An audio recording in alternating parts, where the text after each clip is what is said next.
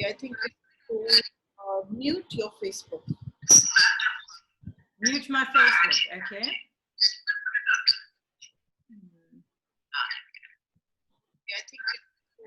Okay, I've muted Facebook, perfect. I saw myself, there we go, okay, there we go. Yay! Finally. Not so bad. You know, sometimes working with energy doesn't always connect with technology. That's all I can say. But I guess when you know how to work with energy in exactly the same way with technology, you know how to do it. Technology is energy at the end of the day. Exactly, exactly. So that kind of starts me off.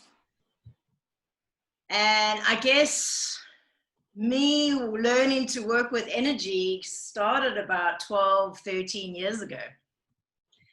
And last week, I was reminded of a dream.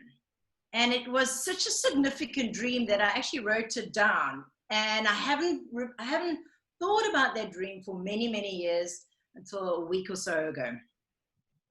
And in my dream, there was actually 3 dreams, but I'll just mention 2 of the dreams because for me it was so unusual. But in the dream, I'm sleeping over at a friend's house, and I was actually sleeping over at a friend that quite fancied me, but because he was 20 years older, it wasn't right for me. So in the dream, I'm in his sleeping in his room, and he walks into the room with a towel around him. And in my dream, I'm thinking, that is not appropriate. Why are you coming into this room with just a towel and nothing else? You're naked.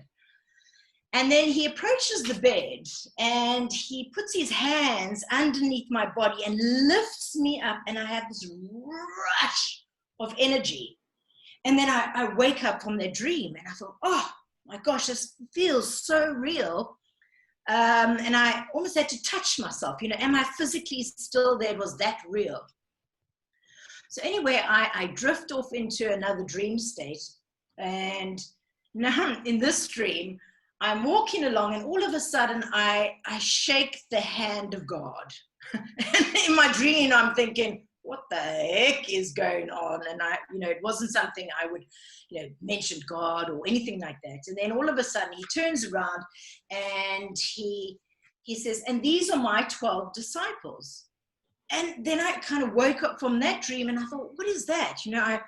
I don't know the 12 disciples of Jesus or anything like that. And I just thought that was really, really weird. So anyway, 13 years later, I have been on this journey, and it's been a journey about understanding energy, working with energy, evolving my consciousness, developing what I call the truth model. And, this year during lockdown and beginning of the year, I started working with the chakras as a guide. But I'm not learned it in the chakras at all. It was just, my higher self or divine was, my spirit guides or whoever that was guiding me into that sort of direction of that energy.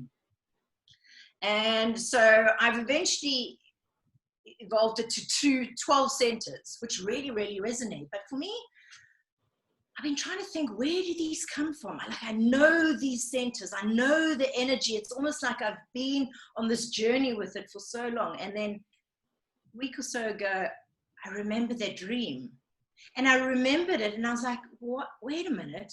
These were the 12 disciples. These were what I was being shown, that my purpose was to work with the 12 energetic centers of consciousness. And the moment I got that, I got goosebumps, and I finally realized why I've been on this journey. So today, this is the first sort of live demo I'm doing on it. And what I do now with clients is I tune into each center. So when I'm tuning into each center, I'm wanting to see how much of that consciousness that you have fully embodied, basically shone the light in. And so I'll be moving through each center with you today, Anu, and just to check in. So it's a check in. I'll give you a percentage. So if I give you a percentage of 30%, that means you have embodied that consciousness, your truth in the light, away from all the wounds and all the other stuff from the past. Because when I do sessions, I clear all that out. So you really activate that full consciousness and embody it. And so that percentage I give you, you will see, you know, well, it'll give you, for me, it's a benchmark. It's where we start off with the journey if I work with people. It would be nice, Lucille, if you can introduce yourself to everybody and from where you are. That would really. Forgot about all of that. Yeah. Sorry. So we've been chatting for half an hour. I forgot about that. Yeah. Okay, so I'm Lucille White. And Anya and I know each other through Meta Medicine. So we were the directors. I've since left. So my journey started there And I'm in South Africa, in Cape Town. Mm-hmm. I was living in the UK for 13 years. So I got to meet all these wonderful people. But now I'm back here, all on my lonesome, and just actually having a ball with just discovering and exploring energy and all sorts of weird and wonderful things. Wonderful. And yeah, so this is also a demonstration, because I'm in a launching phase of a model I've been creating for 12 years called the Truth Model, which has come to completion about a week or so ago. Wow. So I'm very excited to be sharing a little bit about how I work. I have a ability I've been working on myself for 12, 13 years. So I have evolved my consciousness to a level where I now have an opportunity to tune into many, many different energy forms, whether it's plants, animals, humans, whatever that is. So that is my gift that I bring to the table, but it's not my gift. It's for everyone else. It's not for me. So this is my sharing. And yes, as I was talking about going into each sentence with you, Anu, I'll be pulling up a percentage, and then I'm really going to be moving into the energy.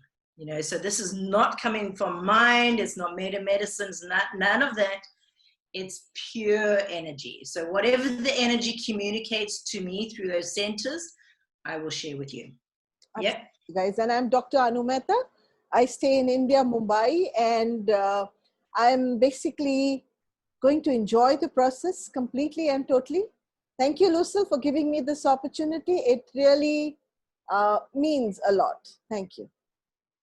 Great stuff. So I will introduce the centers. Now, I'm going to be putting myself in an altered state. So if I pull funny faces or I do weird things with my neck, that's just me going into la la land. So just excuse those moments. But then when I come back, I'm fully present. So we'll start off with, I'm just going to introduce the 12 centers. You'll be familiar with a lot of them. But I'll be working them in different ways. So the first one, we've got the Earth Center. It's the consciousness of the Earth, the resources we get. The second, I'm just going to say, it's the Root Center, the sacral, solar plexus, heart, the thymus, third eye, crown. We got the causal center, the soul center, and universal center. Okay, so we're going to go bang, bang, bang, bang, bang, bang through all of those centers. Now I'm going to make a note of these. So I'll send you, a summary. You got the recording as well. Okay, so first of all, I want to just connect with Anu's energy.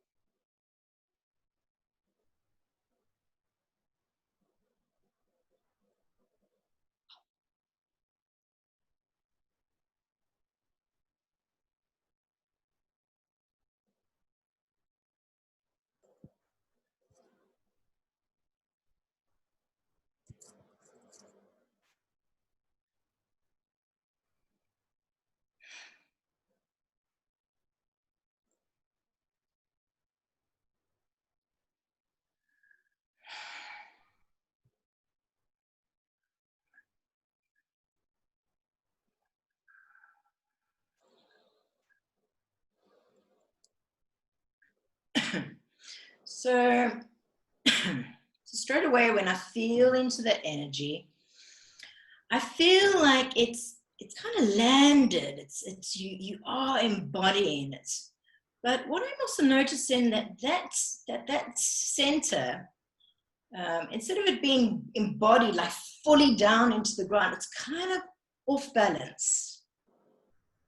So it's almost like you wanting to really ground yourself, but you've always got this,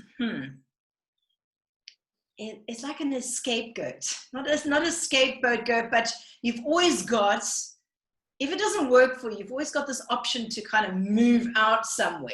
Mm-hmm. So and as you're doing that, having this option of, if things aren't working out, I can always, that's my backup. That's my go-to place.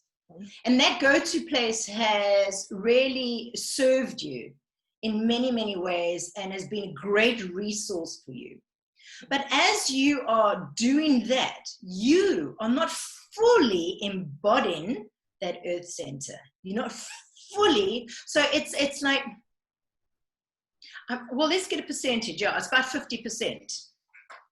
Yeah, so 50% is, yeah, I'm really in this energy. I'm really going to draw up from this earth, from the resources, and pull it into my being and embody that consciousness. But you go, I don't want to commit. Do you connect with this? Yeah. I don't want to commit. I want to have my options open. Where I am now, I'll be here, but I want to have my options open. And I know you've kind of moved and explored different territories, parts of the earth actually. So you've been able to draw in energy in different ways. So, so as long as you are, it might be unconscious to you now. And I feel like this is very unconscious because this is goes slightly deeper than the root center. Yeah. This is really you as a soul coming in and wanting to have this earthly experience. Yeah. And that's it. So I get goosebumps there. It's like you're at a soul level. Yeah, I want to, 50% of me wants to, oh, I already get goosebumps now. 50% of me wants to be here. But 50% of you is, there could be better options for me. Yeah. And as you are having that, you're not fully embodying that earth experience to get that wisdom. Yeah. So I'm going to leave that. Just to say that when you really, really commit 100%, then the reason for you being here will be amplified. You really get it. You'll really have that experience from a soul level that you really needed, and we're kind of contracted to do. Yeah. So we're going to leave it there. So, and just to share with you with my earth stone, I love precious stones. So I've got the tiger's eye there, kind of represents that. So now we're moving into the root chakra, and there's my red stone. I don't have all the names, so I just love colors. I know you like colors too. Okay, so we'll move into the root chakra. Not root chakra, I've actually moved the name from chakras to centers, so I'm still having a neurological changeover. Okay, so the root.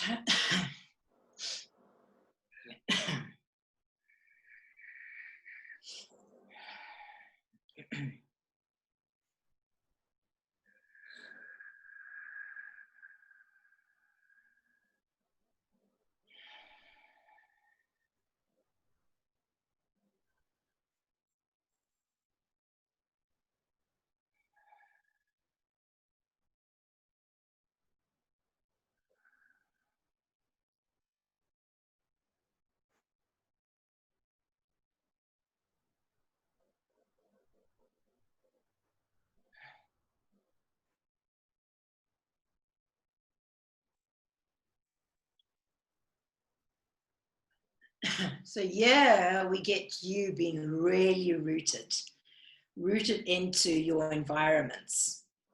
Yeah, so you in India now. So you can really embody, you can really be one with the environment, and you are one with, I mean, it's, you have strong roots there. So yeah, we see a slight difference to the earth center to the root center. This is your human body form. I'm fully rooted. So that's 100%. So yeah, that's great. and that's really been of, because you're so rooted, you drawing in so much resources, and you really are able to shine your light now. Now you're able to really embody your consciousness. Okay, so I don't need to share anything more with that one. Let's move on. And it's interesting, when I go into the root energy, it says, I've got this one. Move up. Come on. Move on. And it's like that. It's very confident, very sure of itself. Don't piss about. Just get on with the stuff now. I don't need the attention. I've got it. So it has that attitude. It has a lot of attitude with it, but in a good way. Yeah, it gets things done. Okay, so the sacral.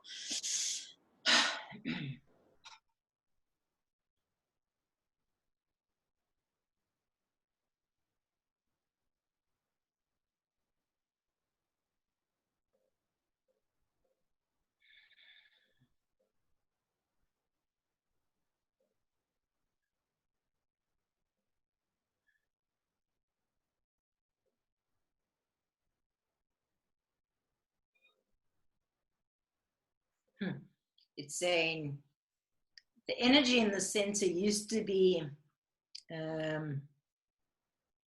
lot more energized, and it's a lot slower now, and there's a little bit of a there's a little bit of a yearning for that more excited energy. So it's I don't know if bored's the right word, but it's just kind of bumbling along, you know. And not so long ago it was really excited, and it was really like, but now it's almost like you're having to contain a little bit, just to bring it into order.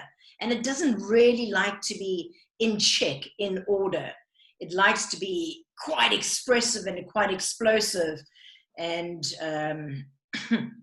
yeah, so it's missing that vibrancy, that part.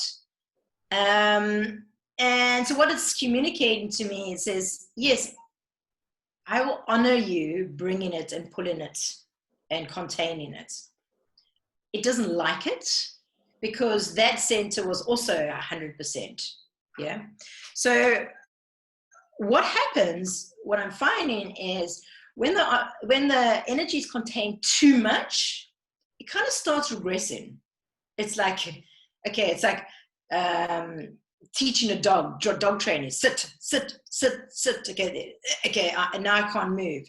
So it's certainly saying, communicating to me, it's not in its natural state. You have fully activated that center, so that's great. And you have fully been in most of your life in full expression of that center. But now it's doing that, and it's like, I'm a little bit bored. I don't like to be in this state, because it's saying this is where you get a lot of your power. I've got goosebumps now. Okay, so yeah, so your power really comes out of the center. And sure, my whole body's gone into goosebumps. So I know certainly there's something quite special about your power out of the center.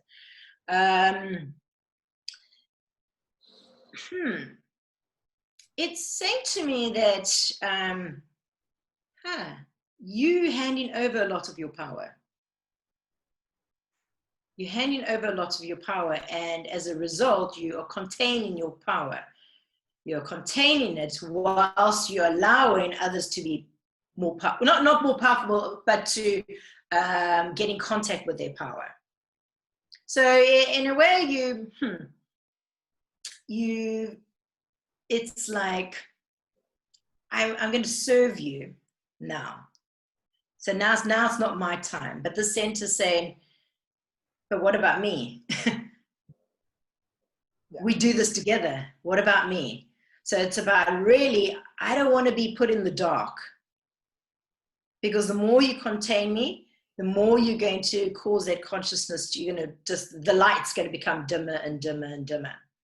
And it's when you shine your lights and your consciousness from that center and just being present with that, fully activated out in the light, that's when people are going to feel empowered and powerful, because they're going to form a resonance, especially with that particular center. It's going to really, really power them.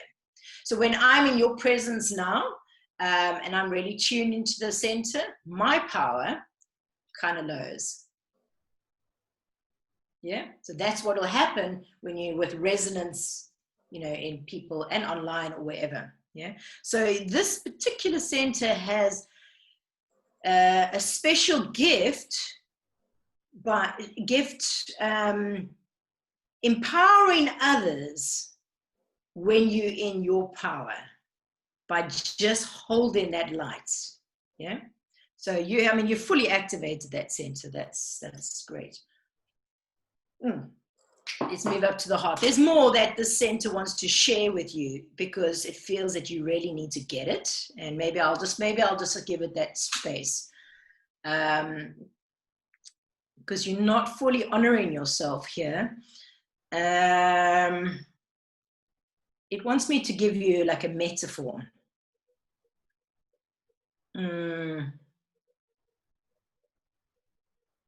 I mean, straight away I think of I think of a big cave. Yeah. So, and if you get this, and it's like an underground cave, but in this underground cave, it's not visible that there's an entry point where the sunlight can get into this cave and see it. However, the sunlight has been able to brighten up, so you can see every single detail as if it was daylight in an underground cave. Yeah, and that's how this center really looks. It's so bright, and it has all the properties of what sunlight gives to a person. Yeah, you know, the mitochondria, you know, all of that. And but they're saying, it's saying to me, when you contain it, that sunlight is slowly kind of disappearing. Okay, you're not quite holding a candle in this big cave.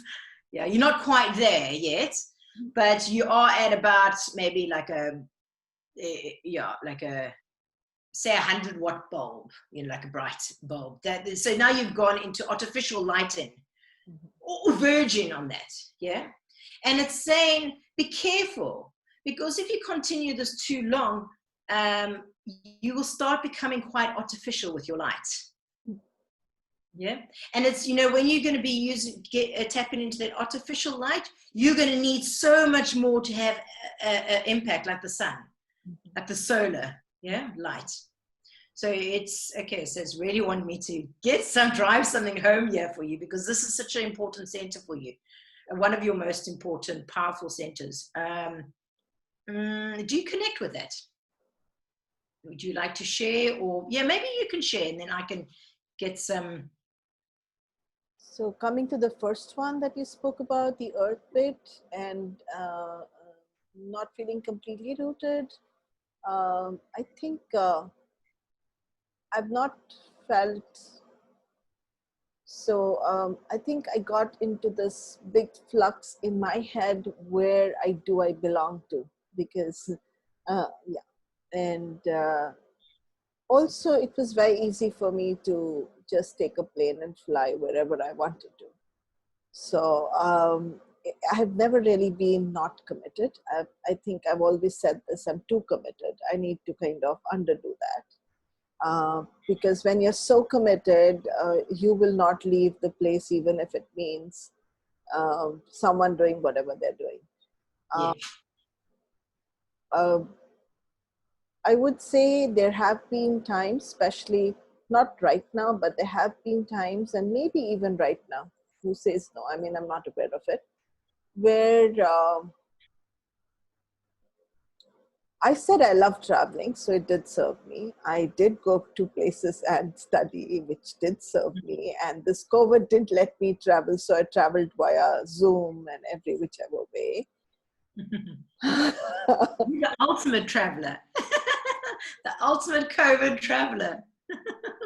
Traveler.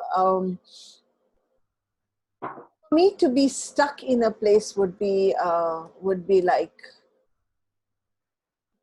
like not able to reach other places. Yeah. So let me put it like this. When you spoke about the root chakra and you said you're very, very rooted, I am very, very, and I use this term for Indians will understand it. I call myself a complete Desi. Desi is someone who is completely from your land, and I can have tears when they are doing the patriotic song, and I can be at every level of saying this is my country. You dare not say anything against it. To feeling very passionately about what's happening here, and really, really wanting to make a difference, and sometimes feeling really sad that the women and the men, I wouldn't just say women, even the men are getting, and it struck me yesterday, there'd been 3 rapes in last 72 hours in our country, or more than that, and hideous rapes where women were beaten up and they were killed and the tongues were cut. And I don't know why people have to, but it struck me it's not just the women who are going through it. Men and women are losing their jobs, which is nothing less than a financial rape. Emotionally sitting at home and connecting with so many people felt more like an emotional rape that was happening within the families. I don't see freedom. Yeah. I don't see freedom. So it feels that my work still is there. And that freedom will only happen if I learn to be free. And probably that connects to the solar plexus, where I was just about to say that feels like it's connected to the solar plexus. That's it. There we go. There you go. yeah. It's With yes, try. yes. So my whole thing from when I started Zoom sessions were basically so that we can empower people. I saw too many people crying, and every time the Zoom window stayed open for some reason, unmuted, I could only hear people screaming at each other. In fact, I was having a conversation when I was walking down my dog with my son today, and said, I think marriages are really tough today. This is a conversation I'm having with my 27-year-old, that it's not just my house or my marriage, which has been for 28 years. I think mine is one of the better ones or good ones and still coping up very well. But really, it's not the money that's keeping people together, because the money has suddenly been taken away. It's not the skills that's keeping people together, because that seems to have suddenly downgraded. I see a lot of sadness in relationships, and people, and especially children, paying the price of it. And there is nothing called a good, this is marriage. Marriage means adjustments. Marriage means compromises. Marriage means somebody is going to be calling himself a boss. It's like a job that you go to, and the husband calls himself a boss, a mother-in-law. So much. I see women empowered, and yet, and that probably could be impacting the solar plexus in many ways, because I just need to leave. I can put in an intention and not look at the net result. And that's what probably have to do. Just sail with it, do my best, and go ahead. Just keep moving ahead. Yeah, and definitely with the solar plexus, because you've done your work. You just need a strategy to cope now, to cope through this time. Yeah. So and I love the word that you mentioned, marriage, because what you're doing here, it is a marriage with all these centers. Yeah. And, you know, even in a really good, solid marriage, that's 100%, you can still keep that, you know, percentage going. And there are going to be ups and downs. But the marriage itself, the union is where it should be. And that's what we're looking at with all these centers. Yes, it just needs to be where it needs to be. Now, sometimes people don't even come near to that place because they've got so much baggage. It's about being totally present in the moment. And, you know, in a marriage today, this is what we're facing with. Not we still having to deal with things 50, 30 years ago. It's like silly. Yeah. It's let's deal with as a union, as a marriage, work with every day, and there's going to be highs and lows, but we need to get the fundamentals. Yeah. Absolutely. Lucille, We need to get the strengthening. Yeah. Carson says these lines, and so does Caroline very well in Matrix. Okay. Lovely. Thank you. Is it happened then? It's not happening now. And I caught those lines very well. Thank you. Okay, let's continue. So the we're going to move into the heart now. Oh, this comes with a bit of a heavy heart, the energy.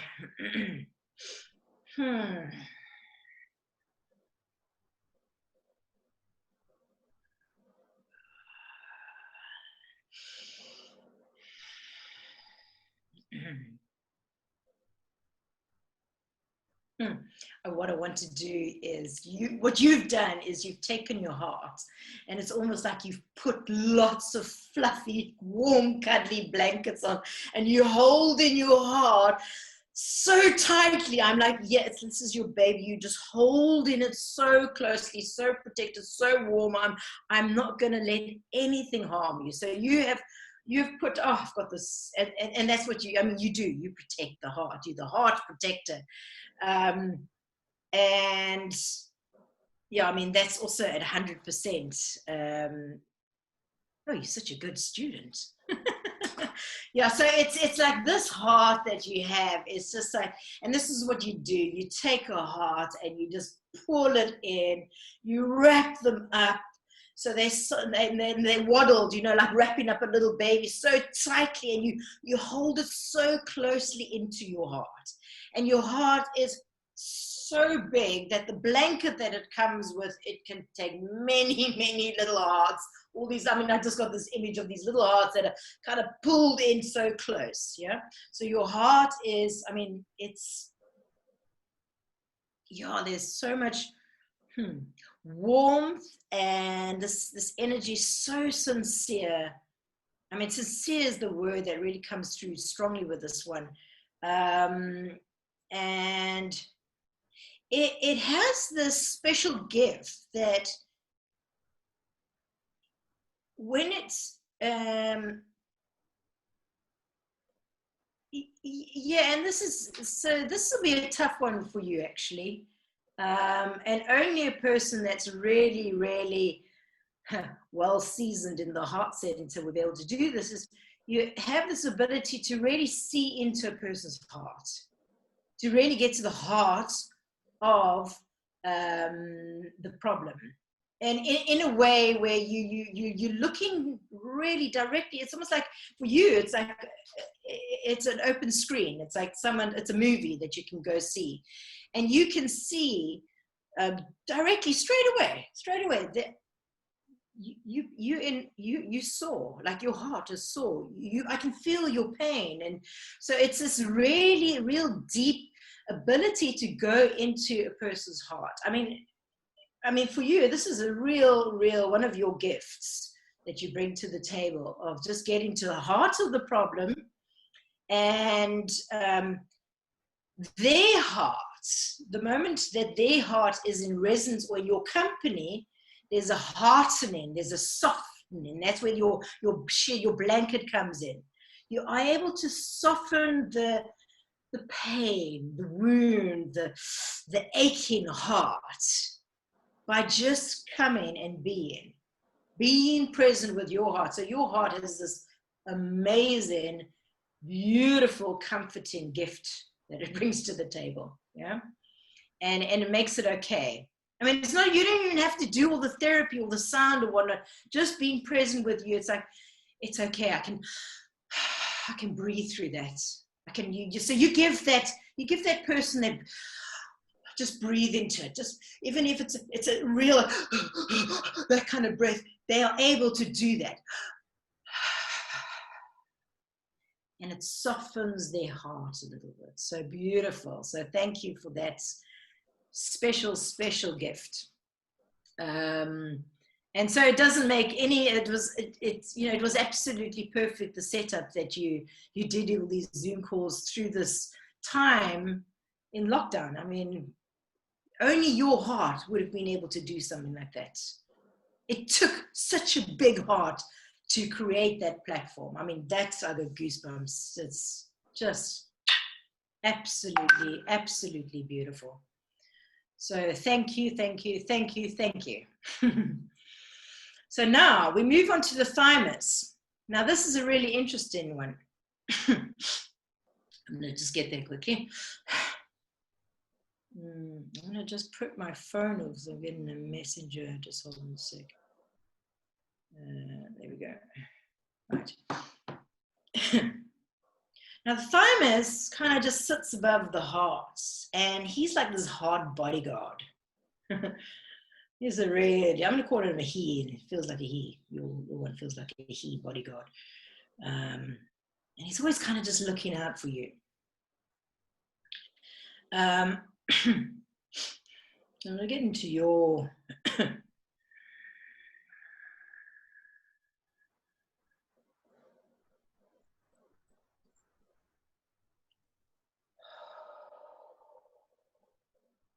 So he's been taking a lot of pressure, especially during this time, off of you, and allowing your heart to just do its work. And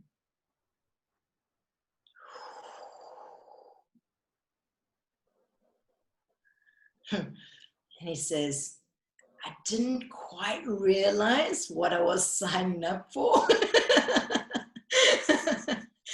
I didn't quite realize. So it's kind of taken him off guard. And so in his so-called perceived contract that he would have with you, it'd be, I'll be, with Anu supporting in this hard thing. And now you really extended him. So this energy has been so fully extended, and it's saying that it's gone way beyond what it ever imagined it could possibly do. It's like extended itself. It's stepped up to that role, but it's like almost in awe with, wow, I had no idea I could do that. It's like beyond my wildest dreams. And so, I mean, it works, it works so well with your heart because you have pushed it. You've actually evolved the center. Your heart has evolved, pushed it and pushed it and pushed and pushed it beyond its wildest dreams. Like, when you think you can do something, and then you get someone like, no, you can do better, like, but I'm doing the best that I can. And you go, no, you can do it, come on. And then you like get a little bit better, and you're like, there we go, I've got it. And you're like, no, you can do even more. And you're like, I cannot possibly do any more. And then you go and push it some more, and then it goes,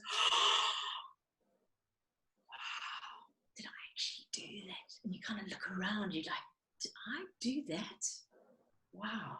So that's what this energy is. It's like, wow, I did that. So there's this totally unexpected evolutionary process that's gone on in the center, that it's still so flabbergasted, like in this like awe, like just hold on, can you just pinch me, because I can't quite believe it. It's so unbelievable. So it's really nice. It's in this like, oh wow, that mode now, because it's been pushed. And yeah, so I'm going to move on. I mean, that's nice. It's quite nice being in that energy. So I could just be here for a little bit longer, because it's yummy. Okay, so let's move on. Let's move on to the third eye. Now we kind of, it feels like I'm going to get serious here.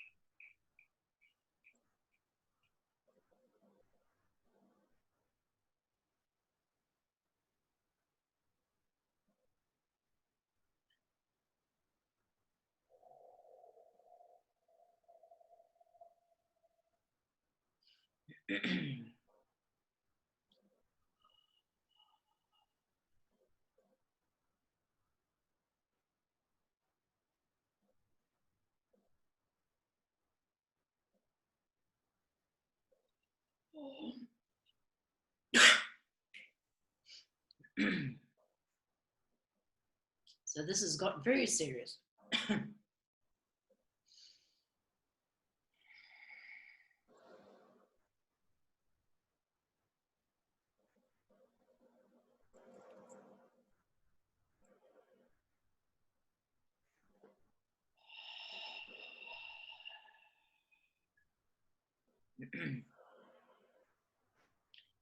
So I'm holding on to the energy of your third eye. Can you see if does something look kind of out of place?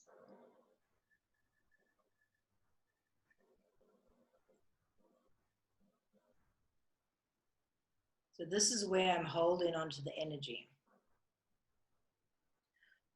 So for me, I'm wondering, why am I holding on to the energy over here and not within me? So that was my first, curiosity. But for some reason, it's wanting me to take it out here and almost observe it.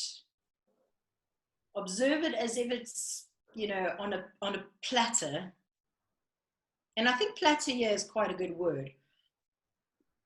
On a platter, separate from everything else. And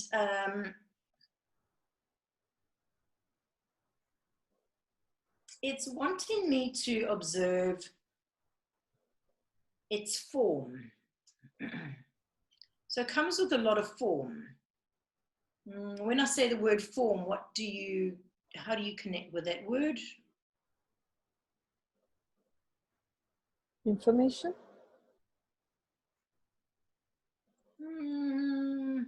Not so much information. How about movement? Mm-hmm. Movement, sort of form, shape, movement. And it's saying sound waves, actually sound waves, so form, net movement. So it's saying that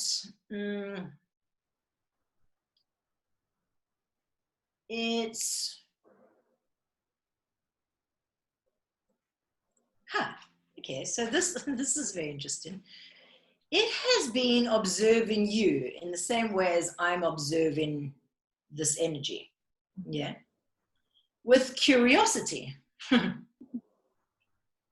So it's saying that sometimes you use it as a resource, and sometimes you do it all by yourself.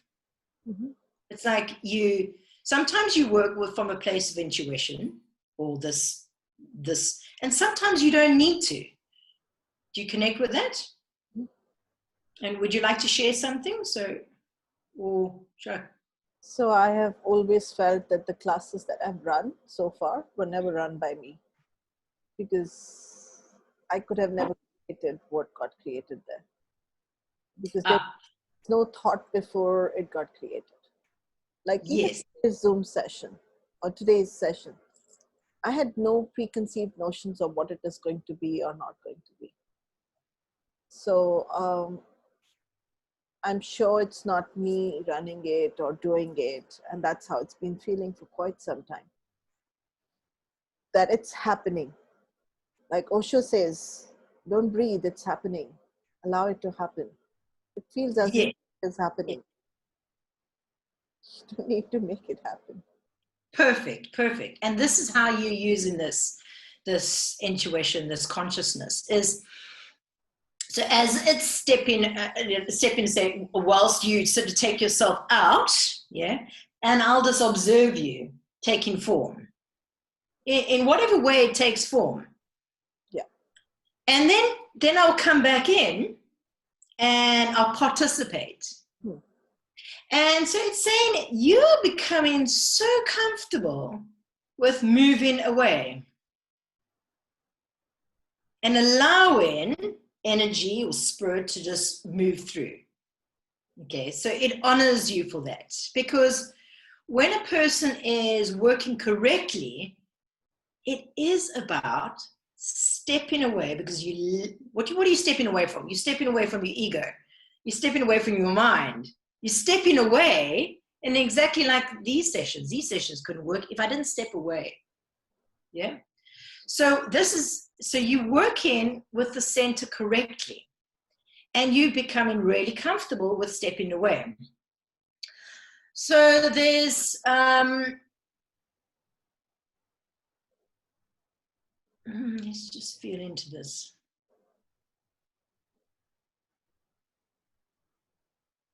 Okay, it's saying to me that sometimes you step away too long.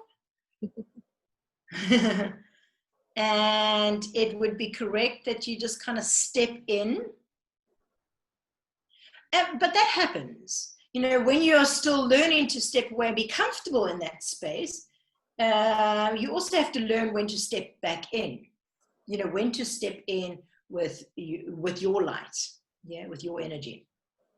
So that's where you are. You're learning. So you're still a bit of an apprentice in this way of being. So you're very much of you haven't mastered, but you've mastered getting to that point of moving away and observing form, life, or something happening there. Okay, what you're moving into is now to be consciously conscious of it. Yeah, when to step in, but that will come with experience. Yeah. So let me see. There's something else there. There's some advice here for you to add to that.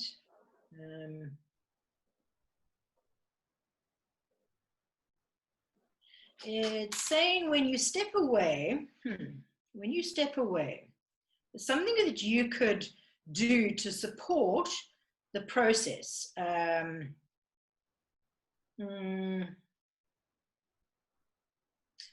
It's about when you step away, don't just step away and just be like that.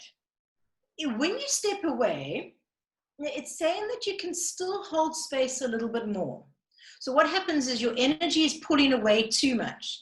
So what you need to learn to do is step away and still hold space with your energy. Does that make sense? Mm-hmm. Yeah, so you're holding the platter, but you've stepped away. And also, again, that will, that opportunity to learn, that will come in when you've learned the timing. How much time do you need to step away, and then when you come in. When you've mastered that, the next lesson that you'll master is to hold the space energetically from the center. Yeah? Because what you will do is, and this is what I'll get goosebumps, is you will allow them to be the apprentice, your energy, yeah, which will be informing them to do the same. So they can allow spirit or that form to come through how it needs to. Yeah, so that's the message for them. You are on 30% there. So there's a lot of learning, and there's something that you need to dissolve, which will really support you in that process. So kind of a bit of work there. Now I would say, you know, this would be an opportunity. We could work together, get you into that space, set up that strategy, yeah, and get that energy where it needs to be. And the context that you have created with the Zoom calls is perfect. It's a really, really good context for this center to work, because there's something that's going to be, there's something quite special that's going to come from this. Like a new talent, new ability that you'll be using on a different platform, it's saying to me. Yeah. But yeah, right now it's okay, that's it. Okay, so the crown, let's go there.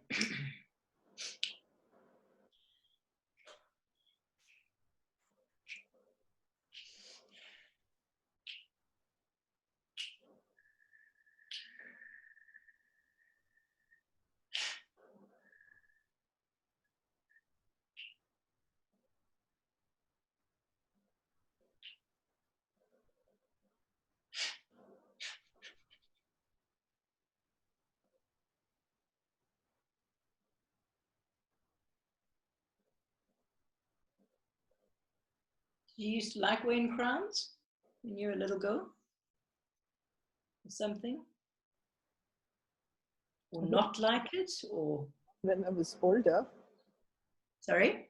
When you were older? Yes. Oh, really? Would you like to share a little bit? So one of the award functions, they actually crowned you and made you walk. And that was really interesting because, yeah, I think I hold that crown in my cupboard. It's sitting somewhere. Yeah, it's very special for you. Very special, yeah. Yeah, I get goosebumps. I love getting goosebumps. It's my truth bumps. But yeah, so this crown is very special for you. What color is it? It's silver with diamonds. Oh, okay. So where's the diamonds placed? It's all over. It's like the tiara, which has all over. It's a very delicate one. Okay. So have you counted the amount of diamonds? No, never did. No, haven't you? Okay. So you should count the amount of diamonds it's got. Okay. It's got lots of diamonds. Yeah, it's got quite a bit of diamonds, yeah. So there's something significant about the amount of diamonds it's got on. Okay. Sorry? To go back and look at it. Yeah, you can send me a photo. Yeah. Okay. So there's something really, you've got this beautiful bond with that crown. And in the same way, as a metaphor, you've got this beautiful bond with your crown. And I'm wanting to use the word crowning as well. So when I say the word crowning in your religion, what does that mean? Or has it any meaning? I don't really know what it would have a meaning in my culture, but the queens in my culture, I don't think they wore a crown which was of diamonds. It was more like the kings wore the crown, not really the women. I don't really recollect. If I may be wrong here. It doesn't have to be masculine or feminine. I see a lot of men wearing the crowns, but the women are very beautifully dressed with a lot of jewels, but not really having a crown. It's more like an English thing where women wear the tiara. Okay. So, so what's your association to England? My father was there many, many years back. He tried his luck in that country for few years. He had very fond memories. He would talk about how his money would get over and the heating would suddenly stop, and how then he had to sleep in the cold. My sister stayed there for a number of years, and right now my daughter is there. So it's very interesting. She's just completed her master's from London School of Economics, and she's sitting there hoping to get a job in the land of the Queen. So, Okay. So, how old is your daughter? she's 23. 23. Huh. So I don't know why. Would there be? I mean, I don't know why I want to ask this question, but would there be 23 jewels on your crown? I have no idea. I might just go pick it up at some point and show it to you. It's right here at home. I've never looked at it. It's just been sitting with everything else. Picked it up, looked at it. Yeah. So let's, this energy is wanting me to explore this more.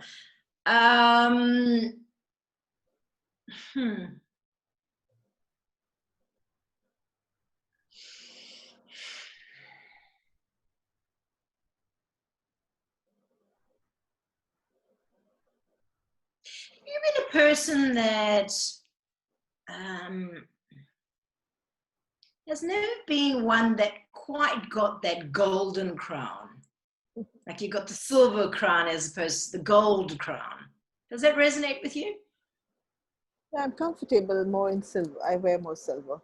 Okay, you wear more silver. Okay, so stays inside. Okay. So so this is where the conflict comes.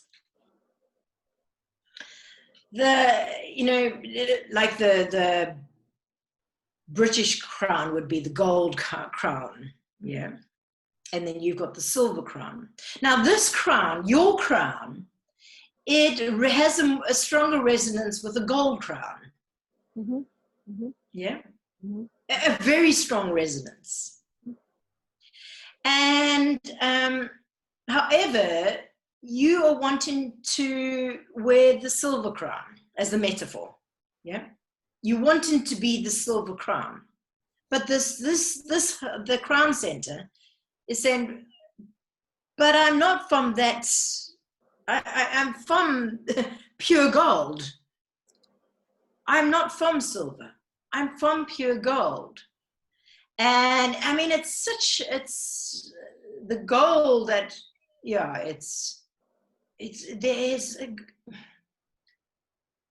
is a purity in this center, in this gold that we talk about, that when it has to be when it has to put a silver crown metaphorically on it, it doesn't like the impurities of it. So there's a pureness about this, yeah? But you get it to be exposed to impurities. And there's this conflict. Yeah? Do you get that? Do you get that one? Yeah. Yeah? So as it is the golden crown, but is having to consider the silver crown, yeah, it's finding it, because the word consider, I think, is correct here. Because as you are presenting it with the silver crown, you're forcing this pure gold crown to consider this all the time. And it's questioning, like, why are you doing that? Why are you putting me into these contexts, conversations, or whatever, forcing me to consider impurities? And maybe you can share as I just chat to your crown. What purpose, basically? So what's coming to my mind is that the yellow gold was in my mind, was worn more by the kings. And I don't see myself as a king or anything. I see myself,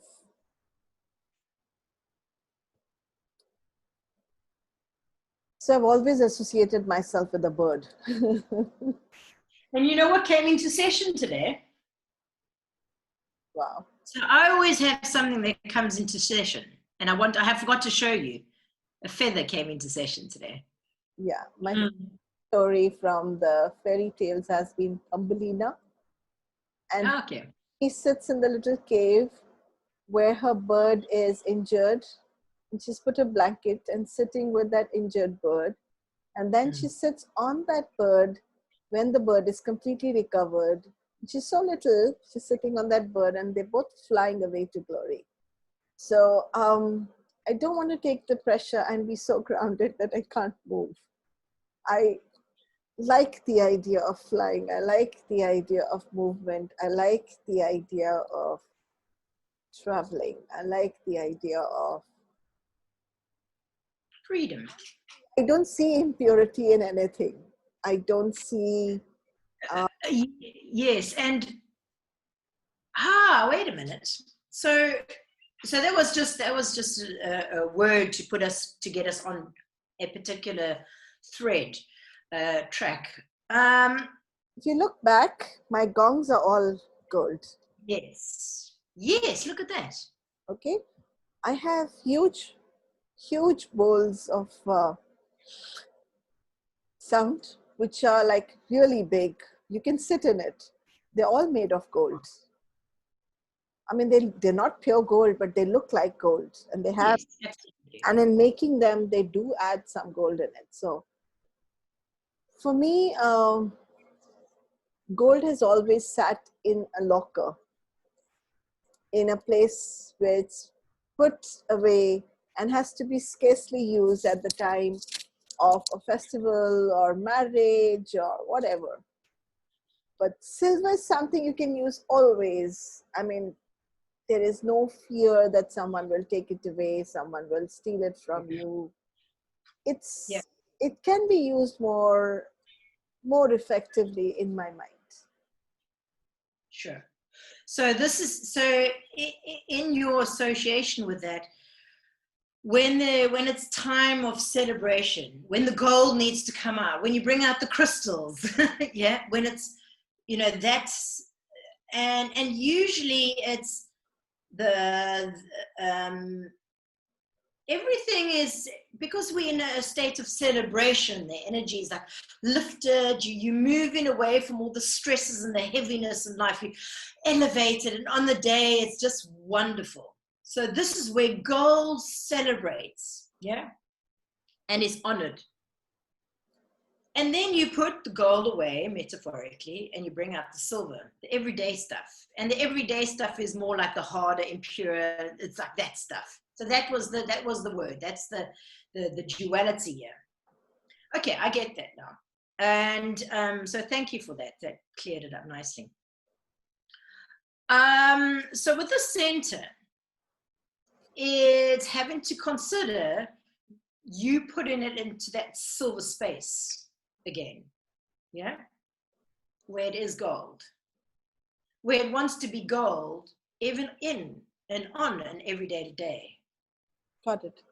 Even if life is, we haven't put a celebratory date on that day we're going to celebrate, gold wants to celebrate every day that it wakes up. It wants to celebrate it in exactly the same way and manner as you would on that celebration where everyone wants to go. It's saying to you, why are you only choosing for those occasions that the mind has chosen? Because it's saying you have handed over your power to your mind. When you can celebrate every day in the same way, then every day you walk into will be pure gold. Got it. Thank you. Yeah. So your crown, because you work with it in this way, and there's a lot of there are a lot of conflicts in there embedded in this area. So you're only working at about 42% there.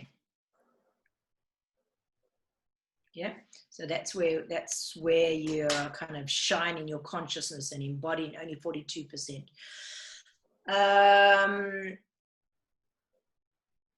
Yeah, it was a really nice, just, I want to give gratitude to your crown, because I really got that, you know, having every day moving into it as pure gold. It is pure gold. It's sure, it feels so nice there. So thanks. Okay, so let's move up to causal. This is the real humanness, kind of the not self experience.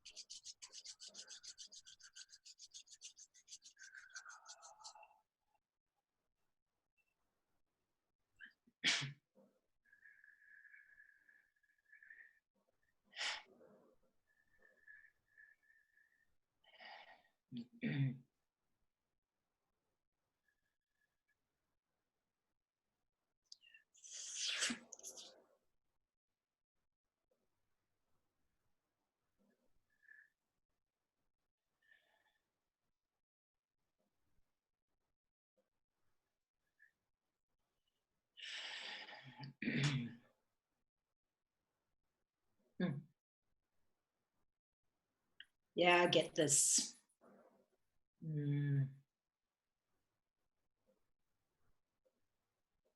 Impression of not quite a judge, not that at all. I don't have the word for it, but a person kind of sits in at a table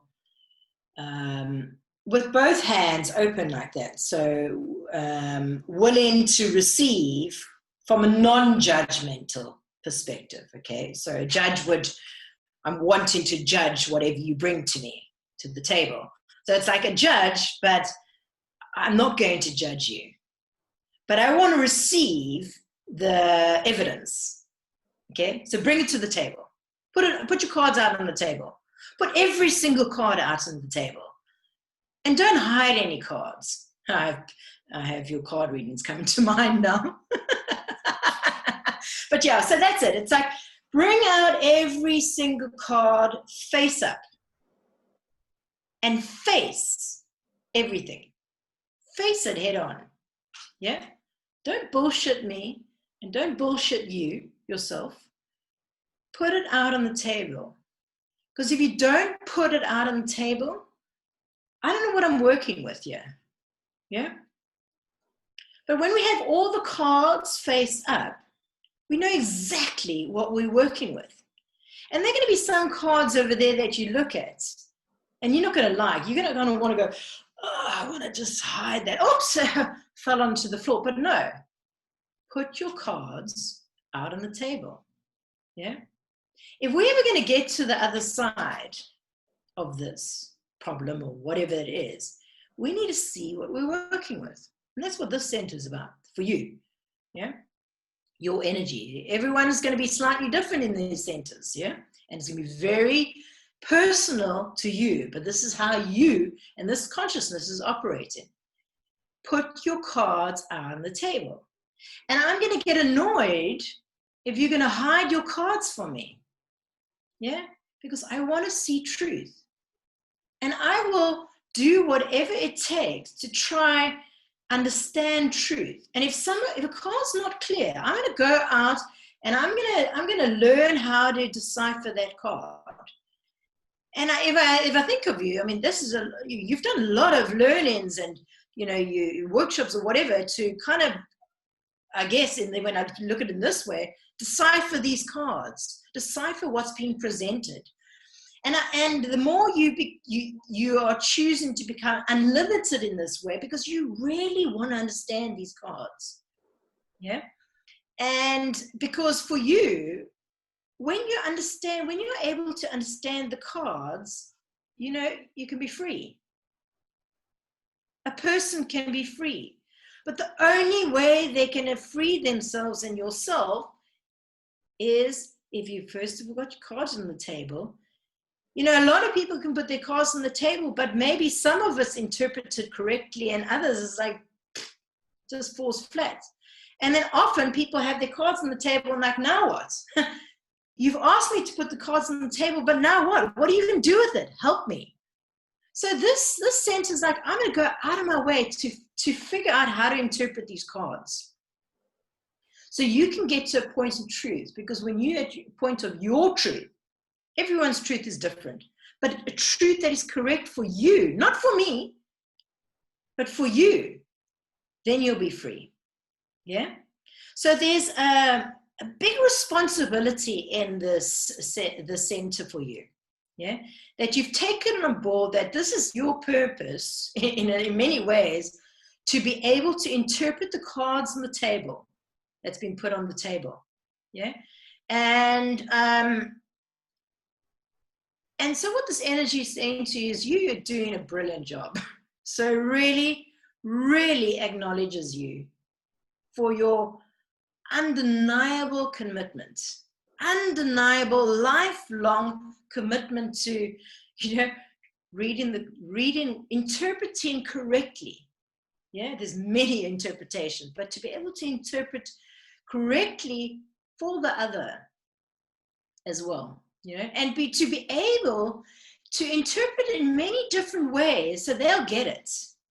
Yeah, because you can deliver the same message in one way, you know, a few people will get it. But if you have many ways of delivering that same message, then your audience is much wider. And this is about, I mean, it's like the Zoom meetings is exactly what you're doing here. I mean, it's that's exactly what you're doing. You're delivering this truths in so many different interpretations, and that's what it is. That's all it is. New person comes in, it's just an interpretation through their own mind and their own wisdom and experience. That's all it is.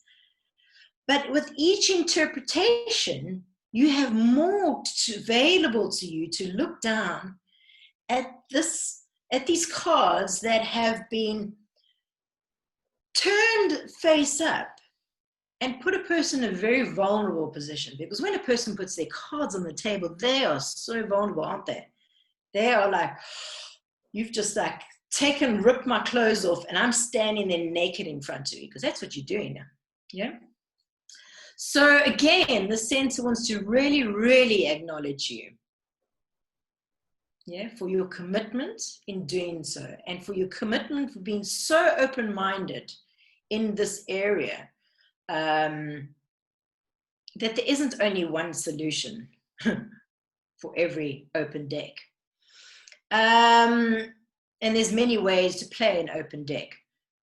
So what you're doing, and you really, really activated this part of yourself, is 100%. Yeah. So it's absolute acknowledgement to you. Okay. So let's move on. With soul, number 10. We're almost finished. Have we done?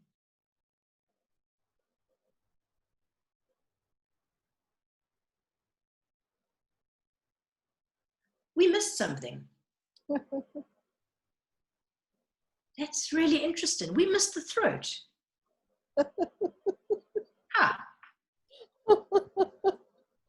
Why did we miss the throat? Okay. So that's always a red flag for me. Why do you think we would miss the throat?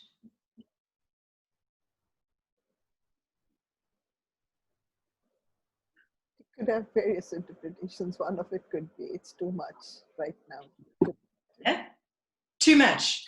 Too much, or maybe I always think there's something that's missed is actually the most important.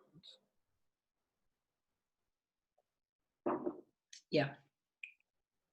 The throat wants to come up now. It wants to say something.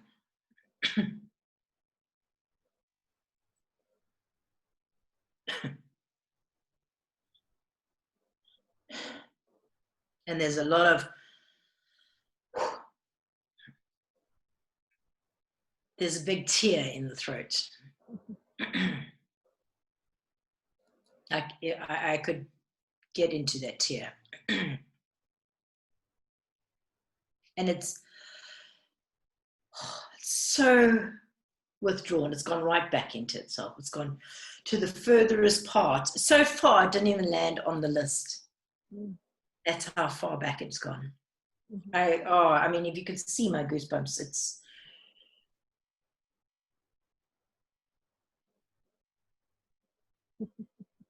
yeah, it's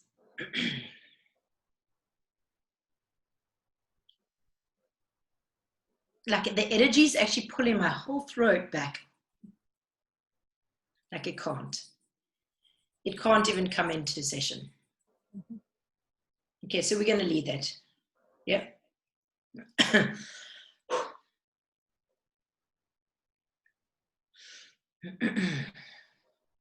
Okay. We move on to the second last one. So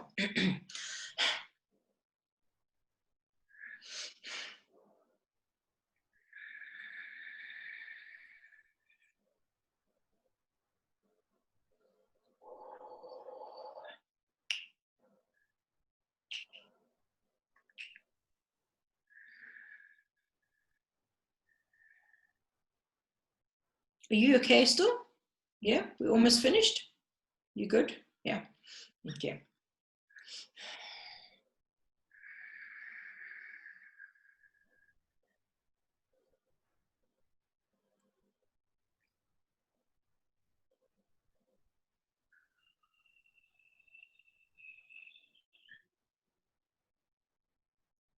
So unusual. It's gone straight to the throat. Wow.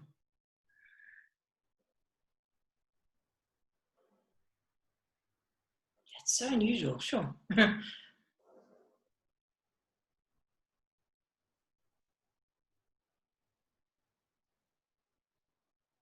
So you're, wow.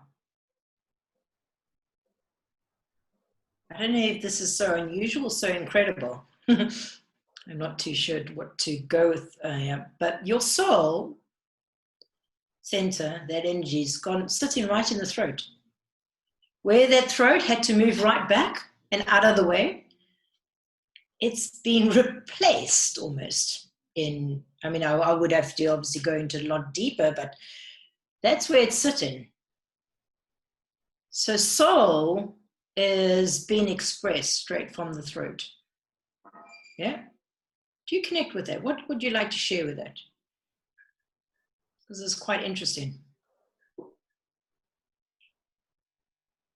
It again goes back to probably the lectures that are happening, the stuff that's happening in the workshops. I mean, there was always something unusual happening.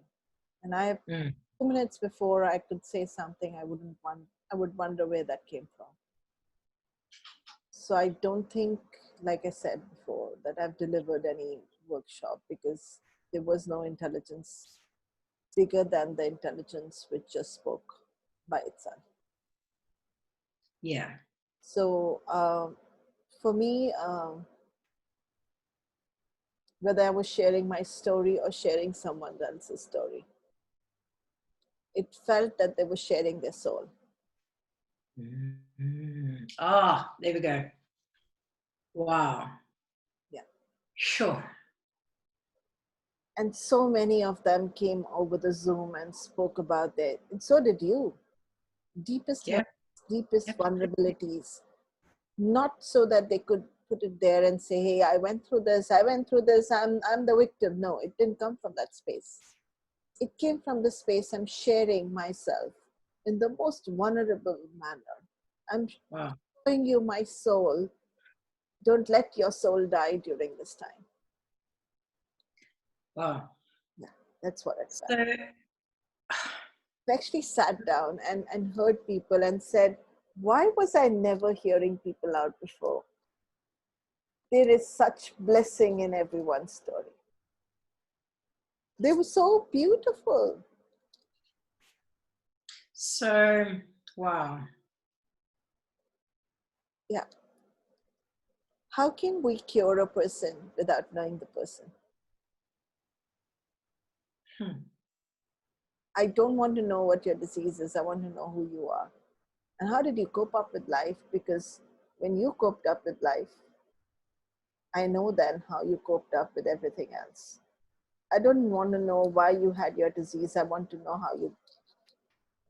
how did you still stay alive despite everything that happened in your life? And I heard stuff that I could have never, ever thought that people would share. And they shared it. And they shared the places they were stuck and their soul was stuck and how they moved ahead, how they never gave up. How even when they're like an army man who has a will to kind of cross and kill the guy that he wants to because he wants his country to win, they were moving their body ahead with their soul and with everything so that someone in their family or they would live. This need to live was far more divine than the need to fall unwell. It's just a part where we are not at ease. But there were so many parts that we made the disease become at ease and then we moved ahead. And that part of the soul was so gold, so beautiful. And this is so beautiful. This is so beautiful from an energy story. So your throat has become the most selfless center that it energetically stepped aside.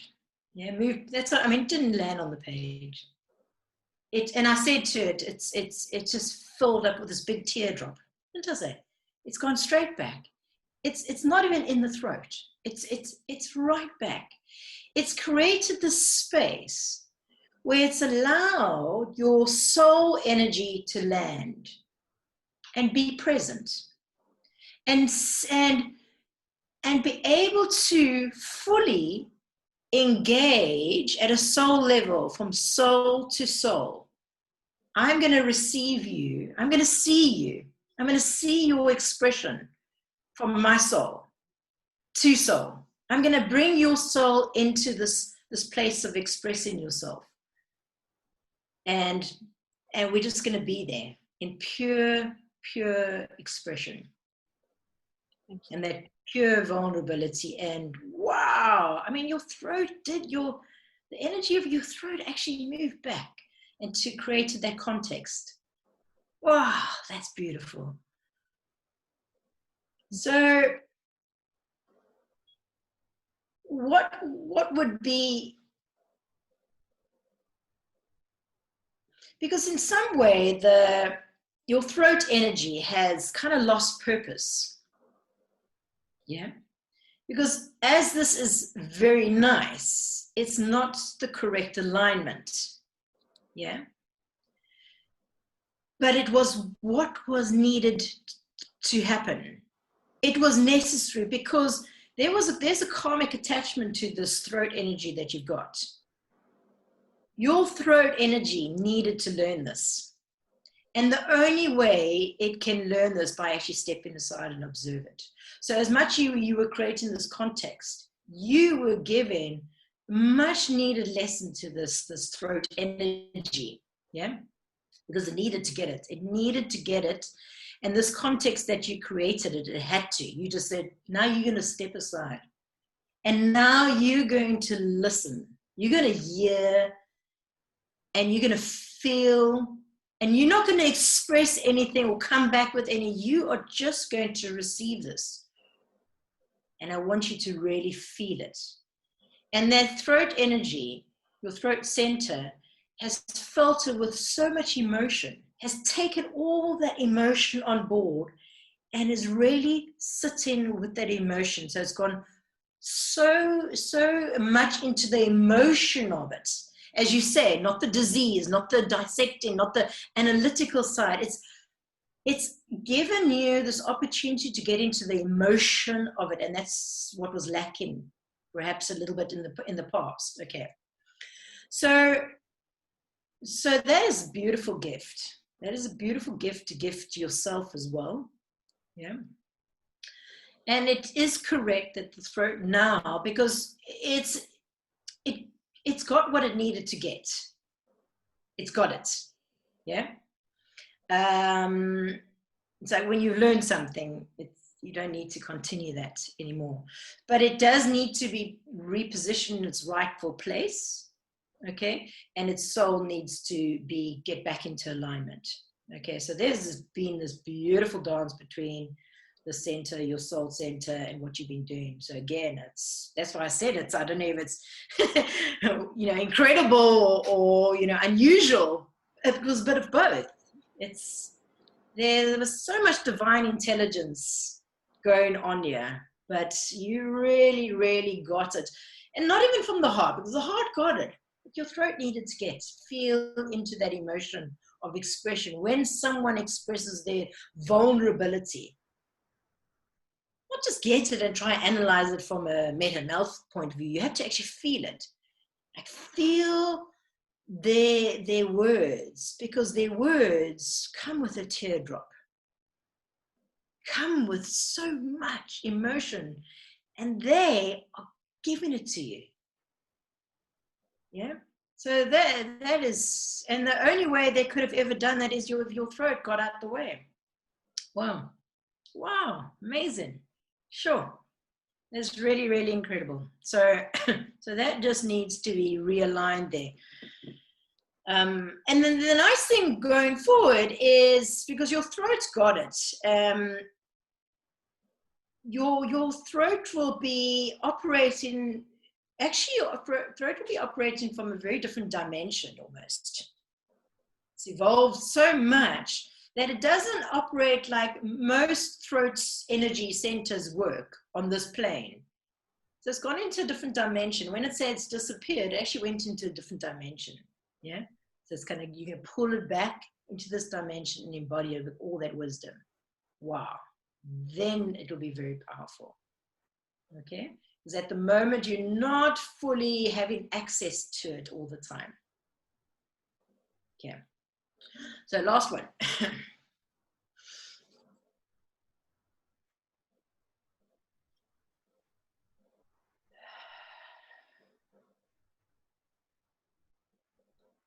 The universal one. Some of these names are going to be changing.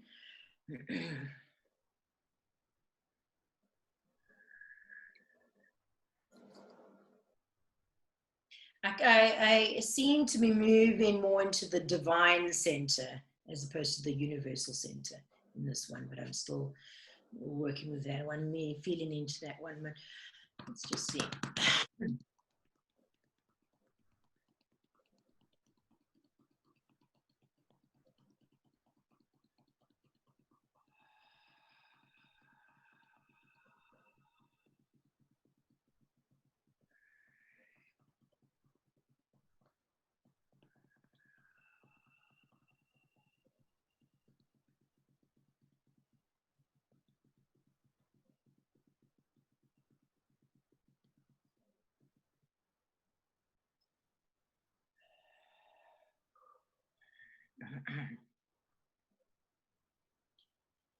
So where do you feel the center? Where are you feeling it?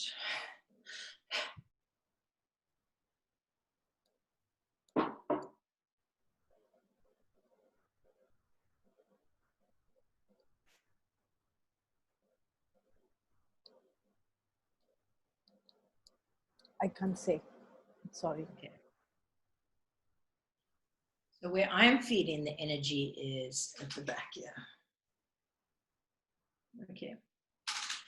So are there any times when you kind of get pricklies in the back of your neck, or maybe is it a feel, or anything like a tension or tenseness even, or something going on at the back there? Mm-hmm. Do you like to wear your hair at the back here, or do you like to wear your hair in the front? Do you pull it all to the front, or do you leave some at the back? No, I don't leave. There is some at the back here. A little bit, okay, but not too much. Do you prefer it mainly in the front? Okay, okay. So one of the reasons why you prefer it mainly in the front, because you prefer that to be a little bit open. Mm-hmm. So when you wear your tops, is it maybe slightly lower down? Just kind of like to have that open. Yeah. Okay, so that's kind of where this energy is going with this. And you have it, I'm not going to go into it now, but there is a particular reason why that is the case. Okay. But just so you, for this purpose, you are aware that you have this open and you, yeah. Okay, so, and so let's move with the word open. And so we'll see that as a metaphor, your back, keeping your back open. When I say you like to keep your back open, or how do you connect with that one? I feel I'm very protected. Yeah. There's a line that in Hindi we say, my mom used to say, Jako rakhe sai maar sake na koi. It basically means when the Lord is protecting you or the universe has your back. Yeah, I was going to say the universe has your back. Yes, yes. So that's it. So that's the right words. The universe has your back. Okay, good. So, so the universe has your back always. It's just saying, that's it. It's not even giving me any words, nothing. The universe has your back 100%. Yeah, that's how it feels. So that was a quick one. That was a quick. Universe has your back. That's fantastic. Thank you so much. That was wonderful. I would have never sat down and analyzed myself or anything like that. I'm really, really grateful. Thank you so much. Yeah. And I will send you the photograph of the tiara. Oh, yes, yes, please do. In fact, if you can wait, I'll go and get it. Why not? Okay. Well, you can send me a photograph or you can bring it in. Yeah, absolutely. Yeah. Okay. Thank you. Thank you. And thank you for this. Thank you.